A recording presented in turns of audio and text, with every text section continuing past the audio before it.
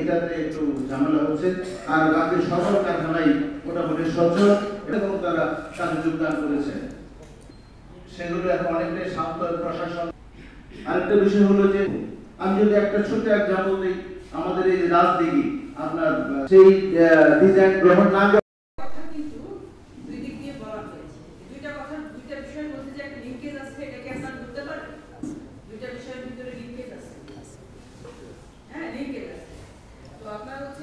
জমি বিক্রয় পূর্বানুমোদনের ক্ষেত্রে যখনই কৃষি জমি কৃষি কাজে ব্যবহারের জন্য যে পূর্বানুমোদন চাই, তো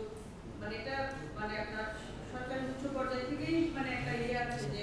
শিল্পকাজ করতেই হবে ডেভেলপমেন্টের জন্য, কিন্তু তোমরা একটু দেখবা যে যেন কৃষি জমি মানে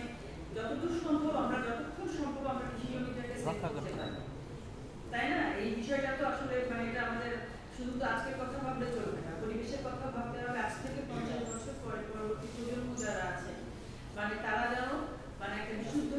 বায়ুতে নিঃশ্বাস নিতে পারে, তাদের জন্য যেন আমাদের কিছু খাবারের ব্যবস্থা থাকে সেই চিন্তাটাও আমাদের মাথায় রাখতে হবে। এটা একটা বিষয় গেল। আর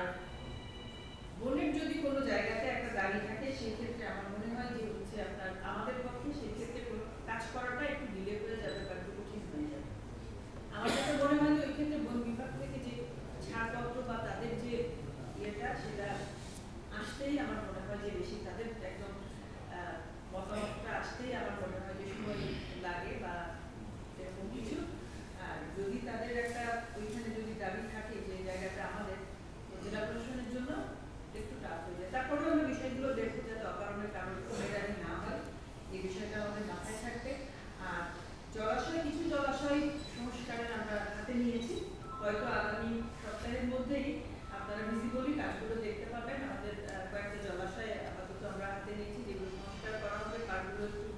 সংস্কার করা হবে এবং